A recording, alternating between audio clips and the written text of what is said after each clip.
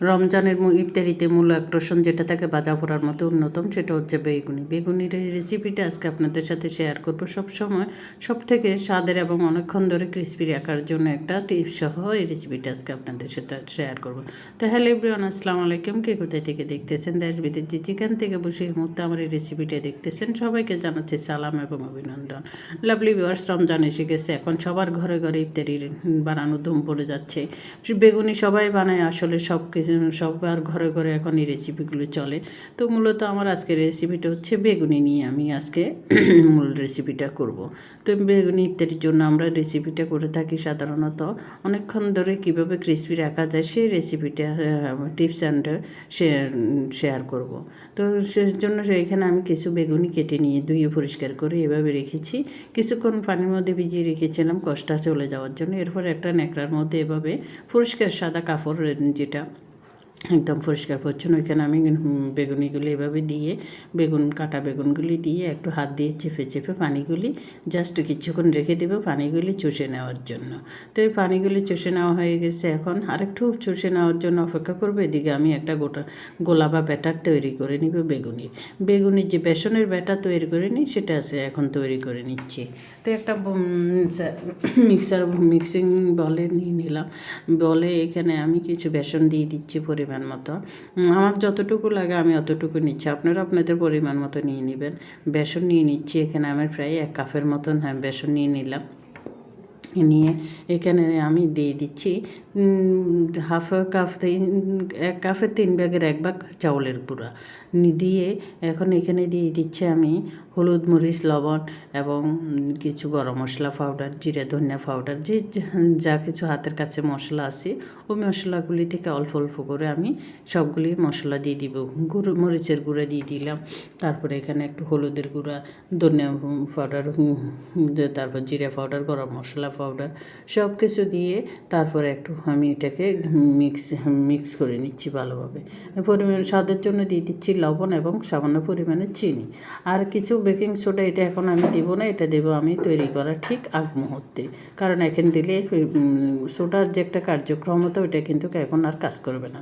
তো এখন স্বাদের জন্য আর একটু স্বাদ বাড়ানোর জন্য এখানে দিয়ে দিচ্ছি সামান্য পরিমাণে চিনিটা দিয়ে এখন একটা ফ্যাসুলার সাহায্যে আমি সব কিছু মিক্স করে নিচ্ছি।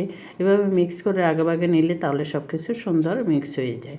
তারপরে এরপরে এখন এখানে অল্প অল্প করে পানি দিয়ে একটা ঘন ব্যাটার করে তৈরি করে নিব, যেটা আমার বেসন গোলা করে নিচ্ছি। একসাথে সবগুলি পানি দিতে যাবেন না, তাহলে গোলা হয়তো বেশি পাতল হয়ে যাবে। একটু একটু করে দিলে হাতে রেখে পানি দিলে তাহলে সুবিধা হয়, গোলাটা আর বেশি পাতল হয় না, সব কিছু ঠিকঠাক হওয়ার সম্ভাবনা থাকে বেশি। তারপরে এখন গোলাটা একটু মিক্স করে এখন আমি এটা এক সাইডে ঢেকে রাখবো কিছুক্ষণের জন্য। আমি আর একটু পানি দিয়ে দিলাম, দিয়ে আমি আমার আন্দাজ মতো তৈরি করে নিচ্ছি গোলাটা একদম কারণ একটা আঙুলের সাহায্যে আপনাদেরকে আমি চেক করে দেখাচ্ছি। এই আঙুলের ব্যাটারটা এখন দেখতেছে আমার মোড়ায়ে, আমার আঙুলটা মোড়ায়ে তারপর আসতেছে, কিন্তু একদম পুড়ে যাচ্ছে না। আর একটু অপেক্ষা করার পরে এটা আর একটু ঘন হবে। তারপরে এখন আমি এটাকে আরও ভালোভাবে মিক্স করে নিচ্ছি। মিক্স করে নিয়ে এটা এক সাইডে আমি ঢেকে রাখবো কিছুক্ষণের জন্য। কিছুক্ষণ বলতে এখানে 10-15 মিনিট ঢেকে রাখলে হয়ে যায়, এর থেকে বেশি ঢেকে রাখার প্রয়োজন হয় না।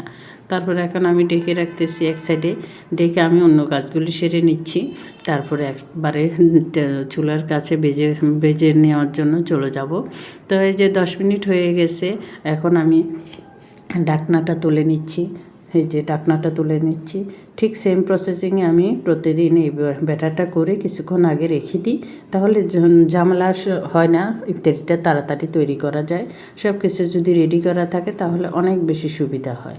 তো এই যে একটু সোডা দিয়ে, খাবার সোডা দিয়ে এটা বা বেকিং সোডা দিয়ে কিছুক্ষণ নেড়ে তারপরে আমি চুলার মধ্যে তেল দিয়ে দিলাম বেশ কিছু পরিমাণ। তেলটা দিয়ে তেলটা কিন্তু ভালোভাবে গরম হতে হবে, কম গরমে কিন্তু তেল দিলে কিন্তু বেগুনিগুলি চুপসে যাবে, ভালো হবে না। তারপরে এরপরে চুলার জাল কমিয়ে দিতে হবে, কিন্তু প্রথমে চুলার আঁচটা বাড়িয়ে দিতে হবে। এর যে গোলার মধ্যে, বেসনের গোলার মধ্যে এখন একটা একটা করে কাটা বেগুন আমি এখান থেকে গোলার মধ্যে ডুবিয়ে তারপর তেলের মধ্যে ছেড়ে দিচ্ছি। তেলটা আমার ভালো করে হয়ে গেলে তাহলে আমার বেগুনিগুলি হতে সময় হবে না, ক্রিস্পি থাকবে। কিন্তু যদি আপনার তেলগুলি ভালোভাবে না হয়, কম তেল হয়, তেলগুলি জালে গরম কম হয়, তাহলে কিন্তু বেগুনিগুলি চুপসে যাওয়ার সম্ভাবনা খুব বেশি থাকে। তারপরে যে এক সাইডে ভালোভাবে লাল হয়ে গেলে আমি আরেক সাইডে উল্টিয়ে দিচ্ছি। তারপরে এইভাবে উল্টিয়ে দিয়ে এক সাইডে ধরে রেখে আরেকটা দিয়ে দিলাম, কারণ ওইগুলি হতে হতে আরেকটা বেগুনি এদিক দিয়ে হয়ে যাবে। তো এই যে আমার বেগুনিগুলি দেখে বুঝতে পারতেছেন এই সাইড এই পাশ ওপাশ দুই পাশ ভালোভাবে হয়ে গেছে। এখন এগুলিকে আমি তুলে নেব, কারণ এই গোল্ডেন ব্রাউন কালার হয়ে গেলে একদম সুন্দর, তাহলে বেগুনিগুলি আর আপনার নরম হবে না, অনেকক্ষণ পর্যন্ত এগুলি মুচমুচে থাকবে দীর্ঘক্ষণ পর্যন্ত। একটু সোডা দেওয়ার কারণে আর একটু চিনি দেওয়ার কারণে আমার, আর চাউলের গুঁড়ো দেওয়ার কারণে আমার এই বেগুনিগুলি অনেকক্ষণ ক্রিস্পি থাকে। তো এই যে এখন একে একে আমি সবগুলি বেগুনি এভাবে ভেজে নিচ্ছি। তো আলহামদুলিল্লাহ দেখে বুঝতে পারতেছেন। আর আমি বেগুনিগুলি একটু বড় বড় করেই বানাই, কারণ দুটার জায়গার প্রয়োজন একটা খাবে, তাড়াতাড়ি হয়ে যায়। কাজের সুবিধার্থে আমরা জিনিসগুলি বড় বড় করে বানালে আমাদের অনেক বেশি সুবিধা হয়। একটা নিয়ে ছোটো ছোটো করে বানাতে গেলে অনেকক্ষণ সময় লাগবে। তো এখন এভাবে আমি সবগুলি বেগুনি বানিয়ে নিচ্ছি। ইফতারির এখনও প্রায় আধা ঘন্টা বাকি আছে। এখন আমি এগুলি রেডি করে নিচ্ছি। যখন ইফতার করতে বসি তখনও কিন্তু আমার এই বেগুনিগুলি একদম অনায়াসে ক্রিস্পি থাকে। তো মাশাআল্লাহ আমার বেগুনিগুলি সব তৈরি হয়ে গেছে। একদম দেখে বুঝতে পারতেছেন কত সুন্দর ক্রিস্পি এবং মুচমুচে হয়েছে। অনেকক্ষণ পর্যন্ত এই বেগুনিগুলি 4-5 ঘন্টা থাকে গেলো। আমার রাত্রে আমার ছেলে আস্তে আস্তে রাতের 12টা বেজে যায়, তখন এসে তখন ওকে বলে যে আম্মু এখনও মুচমুচে আছে।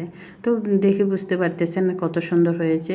এবং আসলে সত্যি আপনারা এভাবে বানিয়ে খেয়ে দেখে থাকবেন যে কত সুন্দর হয়েছে। তাহলে আমাকে কমেন্ট করে জানাবেন, এই টিপসগুলো ফলো করার চেষ্টা করবেন। তো একটা ভেঙে দেখাচ্ছে আপনারা কত সুন্দর আমার এই বেগুনিটা হয়েছে। একদম সুন্দর, ভিতরে বেগুনটা হয়ে গেছে, উপরে মুচমুচে আবরণটা একদম ক্রিস্পি। ওটা খেতে অনেক বেশি ভালো লাগে। তো ইফতারিতে মূল আকর্ষণ থাকে বেগুনি, পেঁয়াজু, আলুর চপ। তো বাচ্চারা তো অনেক বেশি পছন্দ করে, বড়রা হয়তো একটু অ্যাভয়েড করি। তো আমাদের বাসায় এখন তৈরি হয়ে গেছে ইফতারের টাইমের আগে। এখন সব কিছু রেডি করে আমি অপেক্ষা করতেছি। সবাই বসে আছে, চেয়ার নিয়ে ছেলে দাঁড়ায় আছে, তারপর আব্বু বসে আছে। আমার আব্বু শাশুড়ি ওনার রুমে দিছি, ওইখানে খাই। উনি টেবিলে বসে খেতে পারেন না, হাত পা কাঁপে। তো ওনাকে ওনার খাটের মধ্যে দিয়ে আসি সব কিছু। আর উনি ভাজা পোড়া এগুলি খায় না, শুধু দই চিড়াটা খায়, দুধ দিয়ে কলা দিয়ে নারকেল দিয়ে যে চিড়াটা করি ওটা খায়। বেগুনি, পেঁয়াজু বা এগুলি মন চাইলে কখনো একটা দুইটা খায় না, শরবতটাও খেতে পারেন না। তো লাভলি ভিউয়ার্স, কেমন লাগলো আমার আজকের রেসিপি এবং আমার পুরো ভিডিওটা? যদি ভালো লাগে থাকে তাহলে একটা ছোট্ট কমেন্ট করে যাবেন। আর লাইক শেয়ার দিতে ভুলবেন না। ফেস থেকে দেখে থাকলে একটা ফলো দিয়ে যাবেন। আর যদি ইউটিউব থেকে দেখে থাকেন একটা সাবস্ক্রাইব করে যাবেন। সবাই সবার পরিবার নিয়ে ভালো থাকবেন, সুস্থ থাকবেন। এবং রমজানের রহমত আল্লাহ সবার উপরে রহমত করুক, সবাইকে আল্লাহ হেদায়েত দান করুন, দোয়া করি সবার জন্য। তো সবাই ভালো থাকবেন। আল্লাহ হাফেজ, আসসালামু আলাইকুম, শুভরাত্রি সবাইকে।